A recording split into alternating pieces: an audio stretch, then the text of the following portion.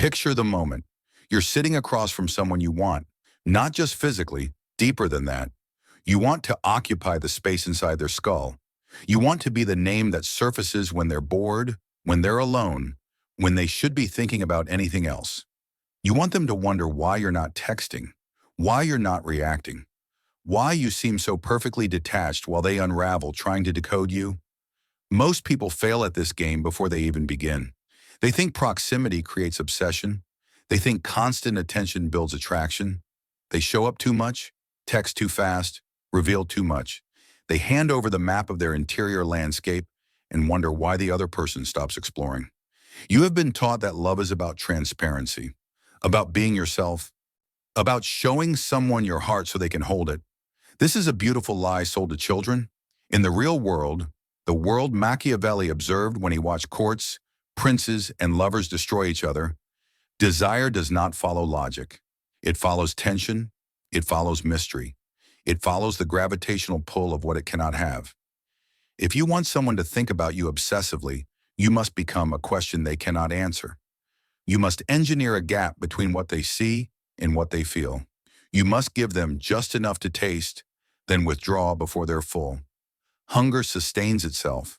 Satisfaction kills appetite. This is not manipulation in the crude sense.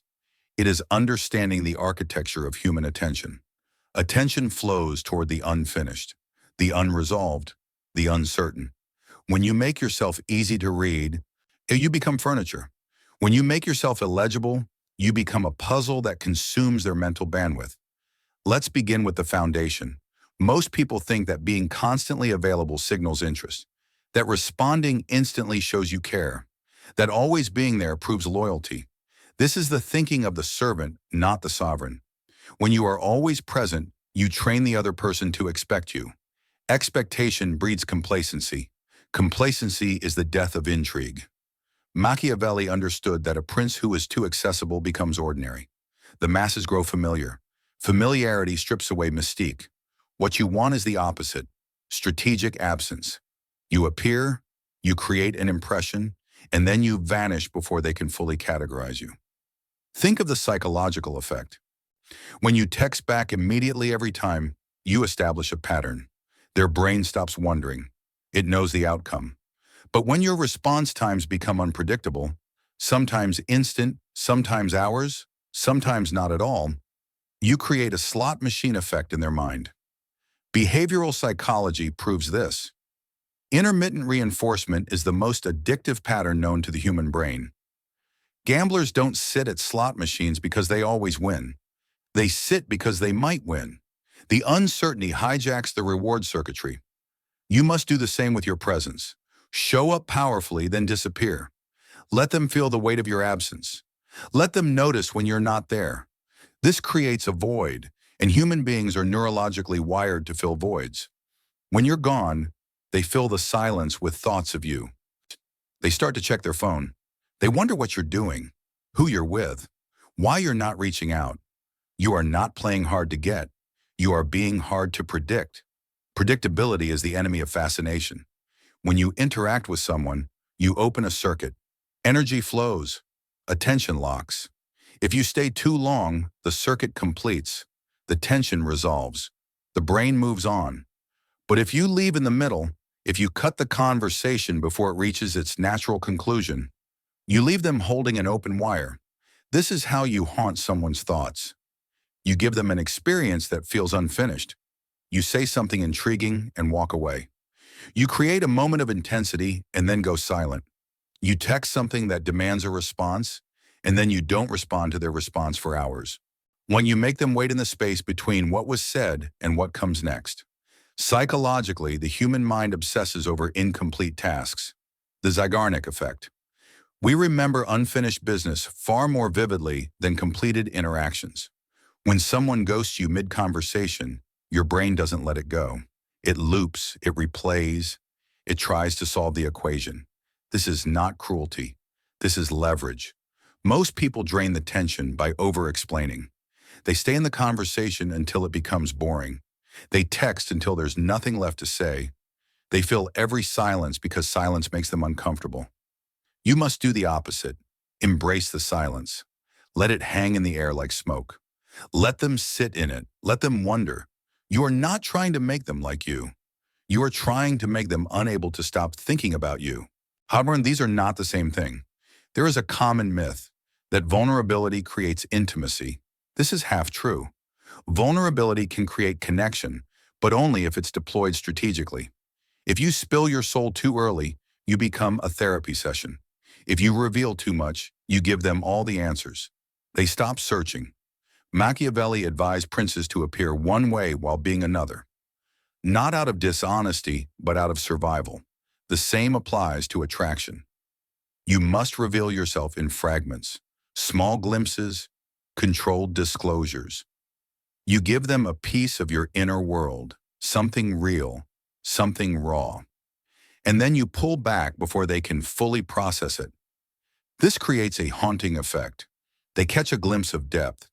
They see that there is more beneath the surface, but they don't get the full picture, so they project.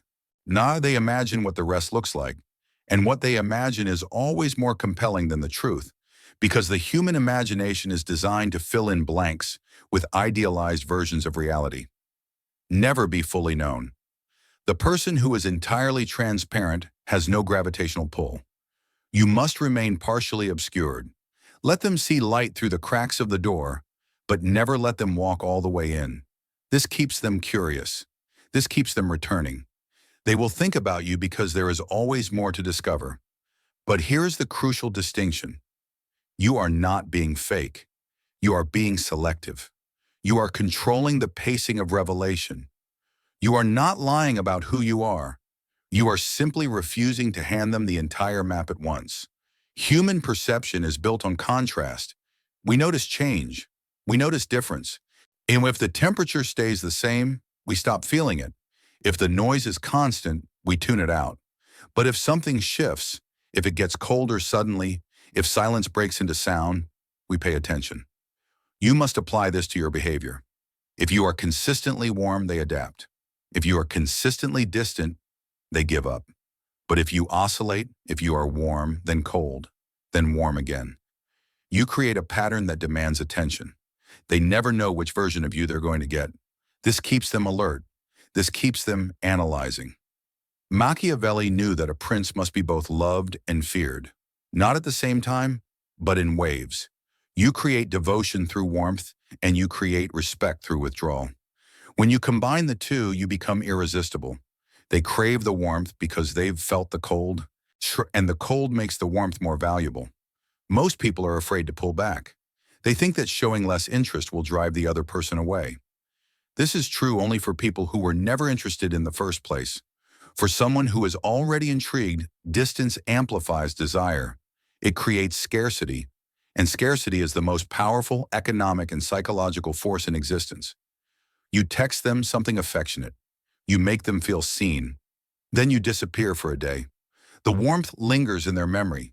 The absence makes them question, did I do something wrong? Are they losing interest? And in that question, they are thinking about you, obsessively. The most dangerous people in any room are not the ones who talk the most. They are the ones who listen the most, because the person who listens holds the data. And data is leverage. When you interact with someone you want to occupy mentally, your job is not to impress them with who you are. Your job is to become a mirror that reflects who they want to be. Machiavelli understood this when he advised rulers to adapt to the temperament of those they sought to control. You do not impose your reality on them. You absorb theirs, then reflect it back in a way that makes them feel understood. This is not about being fake. It is about being attentive. You listen to what they value. You notice what they're insecure about. You observe what they're proud of, and then you subtly mirror those values in your own behavior. Not by copying them, that's obvious and repellent, but by demonstrating that you understand their world. If they value intelligence, you engage them in ideas. If they value loyalty, you demonstrate reliability in small, quiet ways. If they value independence, you give them space. You become the thing they didn't know they were looking for. And because you reflected their own desires back at them, they feel like you get them in a way no one else does. This creates a narcissistic loop. When they think about you, they're actually thinking about the version of themselves they like best. And that version only seems to exist when you're around. So they want you around. They think about you when you're not. Because without you, that reflection disappears. There is more power in what you don't say than in what you do. Machiavelli knew that princes who speak too much reveal their hand. Those who speak sparingly retain mystery. The same applies here. When someone asks you a question, you don't have to answer it fully. And when they try to pin you down, what are you doing later? Who were you with? What are you thinking? You can deflect, not rudely, not dishonestly, but ambiguously. Maybe. Interesting question. I'll let you know. These responses give nothing. They force the other person to fill in the blanks. And when people fill in blanks, they obsess. They replay the conversation. They try to decode the subtext. They wonder what you meant. They think about you. You must become comfortable with ambiguity. Most people are terrified of it because they fear being misunderstood. But being misunderstood is often more powerful than being understood. When someone misunderstands you, they assign their own meaning. And that meaning is usually more flattering than the truth. Let them wonder. Let them interpret. Let them build a narrative around you. And as long as you remain vague, you remain interesting. The moment you explain everything, you become predictable. And predictable people do not occupy mental real estate. Jealousy is a dangerous tool. Used recklessly, it destroys. Used surgically, it amplifies desire. The key is subtlety. You do not make someone jealous by flaunting other options. That is crude and transparent.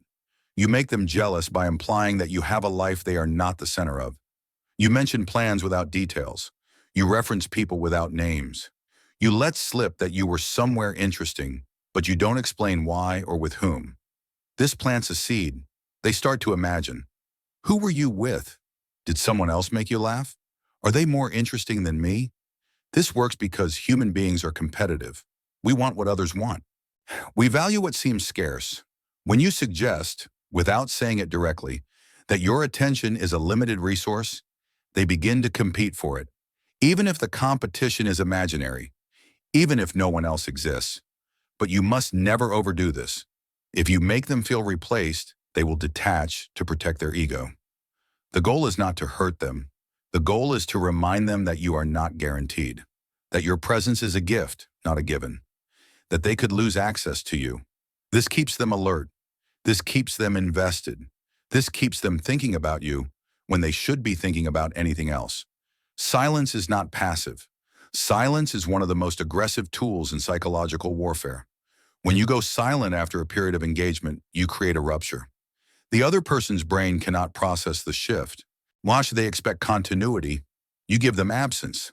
And in that absence, they spiral. Most people feel silence because they are uncomfortable with it. They send follow-up texts. They apologize. They explain. This is weakness. When you go silent, you must stay silent. Let them sit in it. Let them send the second text. Let them wonder if they said something wrong. Let them replay your last interaction looking for clues.